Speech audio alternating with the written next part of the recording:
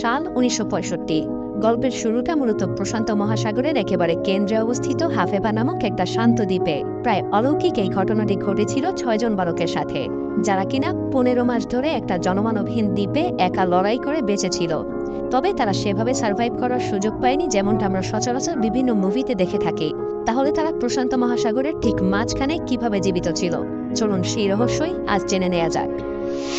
সেই ৬ জন বালক Saint Andrews college নামের একটি বোর্ডিং স্কুলে লেখাপড়া করত। কিন্তু স্কুলের কড়া নিয়মকানুন আর জীবনযাপন তাদের আর ভালো লাগছিল না। তাদের নিজেদেরকে কারাবন্দী মনে হতো। সেই ৬ জন বালকের নাম ছিল সিওনি, স্টিফেন, কোলো, ডেভিড, লুক এবং মানো। হঠাৎ একদিন মানোকে সবাই জিজ্ঞেস করে যে সে কি ফিজি যেতে চায়। সে উত্তরে শুধু বলেছিল হ্যাঁ। ব্যাস, তারা আগে পিছিয়ে আর কোনো কিছু না ভেবে এখান থেকেই তাদের ফিজি ভ্রমণের প্রস্তুতি নিয়ে নেয়। তাদের কারো মনেই এই চিন্তা ছিল না যে তারা কোথায় যাচ্ছে বা কেন যাচ্ছে। তারা শুধু ভাবতে থাকে যে তারা পৃথিবী ভ্রমণে বের হবে। কিন্তু এতে যেটা সমস্যা হয়ে দাঁড়ায় সেটা হলো তারা ফিজি ভ্রমণের জন্য কোনো নৌকা বা জাহাজ পাচ্ছিল না। তাই তারা সিদ্ধান্ত নেয় তারা তানিলা উজিরা নামক একজন স্থানীয় জেলের নৌকা চুরি করবে। যেই ভাবা সেই কাজ। নৌকা চুরির পর তারা প্রয়োজনীয় জিনিস যেমন ২ বস্তা কলা, কয়েকটা নারকেল, একটা গ্যাস স্টোভ সঙ্গে নিয়ে নেয়। কিন্তু তাদের কারোরই একটা কম্পাস কিংবা মানচিত্র নেবার কথা মাথাতেও আসেনি। শুধু তাই না, তারা যে ঠিক কি পরিমাণ ভুল করেছিল তা আমরা একবার ফিজি এবং টঙ্গার মাঝের দূরত্ব মাপলেই বুঝতে পারবো। এটা ছিল প্রায় ৭৫০ কিলোমিটার বা মাইলের হিসেবে ৪৫০ মাইলের দূরত্ব। আর সেটাও কিনা এই প্রশান্ত মহাসাগরের মতো জায়গার মধ্যবর্তী স্থানে।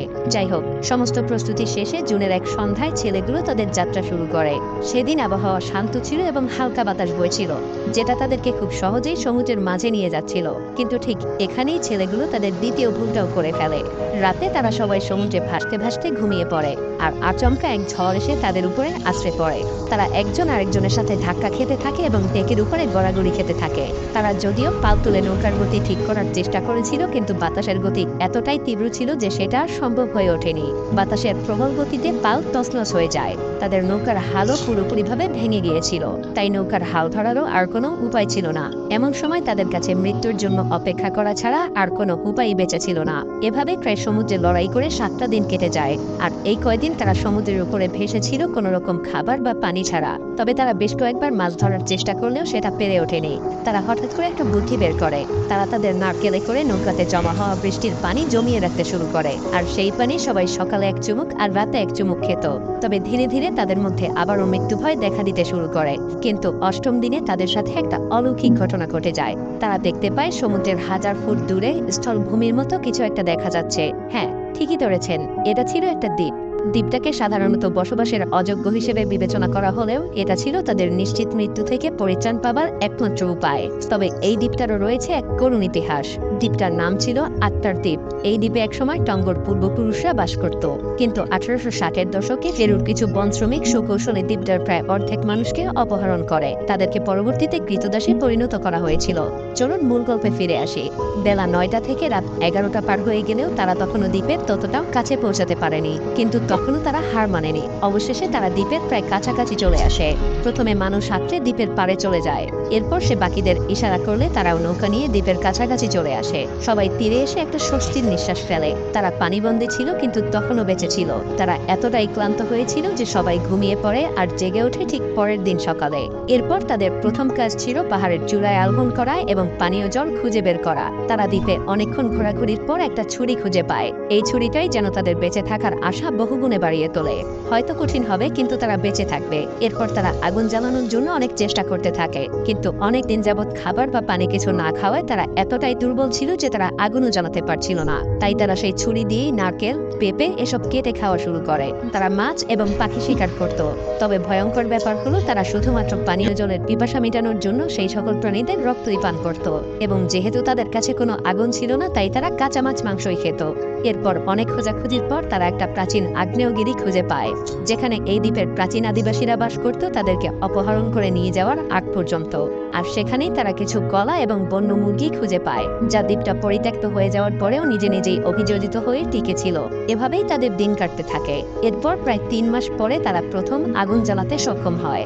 আর এখন তাদের শুধুমাত্র একটা আশ্রয়ের প্রয়োজন ছিল। তাই মানও প্রায় ২ সপ্তাহ সময় নিয়ে একটা নারকেল পাতার ঘর তৈরি করে। তারা কলা পাতার বিছানাও তৈরি করে নিয়েছিল আর সার্বক্ষণিক আগুনের ব্যবস্থাও চেষ্টাও করেছিল যাতে আগুন কখনো নিভে না যায়।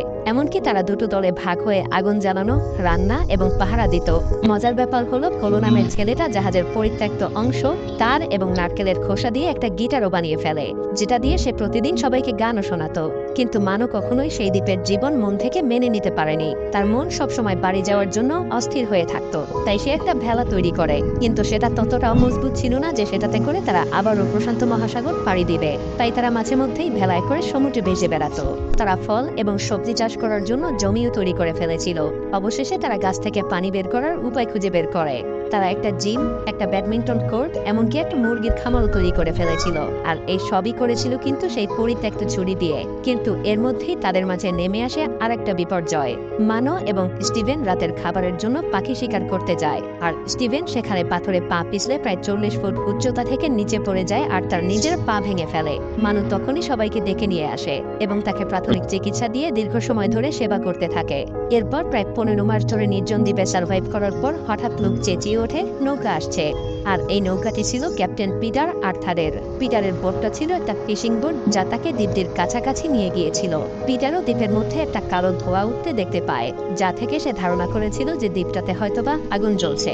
তাই তারা আরো ভালোভাবে দেখার জন্য একটু কাছাকাছি চলে আসে এবং অনেকটা কাছাকাছি চলে আসার পরে সে একজন মানুষের কণ্ঠ শুনতে পায়। পিটারের আগ্রহ আরো বাড়তে থাকে। সে দ্বীপের একেবারে কাছাকাছি এগিয়ে যায়। হঠাৎই দেখতে পায় কেউ একজন সাঁতার কেটে তাদের বোটের দিকে এগিয়ে আসছে। পিটার ভাবে এই দ্বীপ হয়তো কোনো জলদস্যু রাস্তা না, আর তাই সে আর তার বাকি ক্রুরা সাবধানতার জন্য বন্দুক তাক করে রাখে। একসময় স্টিভেন তাদের বোটের কাছাকাছি চলে আসে আর পরিষ্কার ইংরেজিতে নিজের পরিচয় দেয়। স্টিভেন জানায় যে সে এই দ্বীপে আটকে আছে প্রায় 1.5 বছর ধরে। পিটারের কৌতূহল এবার চরমে পৌঁছে যায়। সে 6 জন বালককেই তার নৌকায় তুলে নেয়। এবার পিটার তাদেরকে দেখে সত্যিই অবাক হয়ে যায়। তাদের প্রত্যেকে একেবারে বন মানুষের মতো লাগছিল। দীর্ঘ 15টা মাস একটানা প্রশান্ত মহাসাগরের মাঝখানে নির্জন দ্বীপে আটকে থাকার পর 1966 সালের 11ই সেপ্টেম্বর তারা বাড়ির উদ্দেশ্যে রওনা দেয়। তাদের গল্প কিন্তু এখানেই শেষ নয়। উদ্ধারের পর তাদেরকে নিউকুরুরোফাতে নিয়ে যাওয়া হয় চিকিৎসার জন্য, কিন্তু সেখানে পৌঁছানো মাত্রই তাদেরকে গ্রেফতার করা হয়, কারণ তানিলা উজিলা নামের যে লোকের বোট তারা চুরি করেছিল সেই লোক তাদের নামে আগে থেকে চুরির মামলা দিয়ে রেখেছিল। এখানেও পিটার তাদের সাহায্যের জন্য এগিয়ে আসে, কিন্তু পিটার এখানে একটা শর্ত রাখে। পিটার তাদের এই দ্বীপের জীবন নিয়ে একটা সিনেমা বানাতে চায় এবং সেই 6 বালক যদি তাতে কাজ করতে রাজি হয় তবেই সে তাদেরকে সাহায্য করবে। অবশেষে তারা রাজি হয়ে যায় এবং পিটার নৌকার মালিককে মাত্র $150 দিয়ে তাদের বিরুদ্ধে থাকা সেই কেস তুলে দিতে বলে। তবে একটা ব্যাপার সত্যি যে সেদিন যদি পিটার সেই অজানা ডাক শুনে এগিয়ে না যেত তাহলে সে কখনোই হয়তোবা সেই আত্মদের দ্বীপের দেখা পেত না, না সাক্ষী হতো এত বড় একটা অ্যাডভেঞ্চারাস জার্নির। যদিও সে সেই 6 বালকের কাহিনী নিয়ে সিনেমা নির্মাণ করে অনেক লাভও করেছিল এবং পিটারের সাথে আমরাও শামিল হলাম এই 6 বালকের জার্নিতে।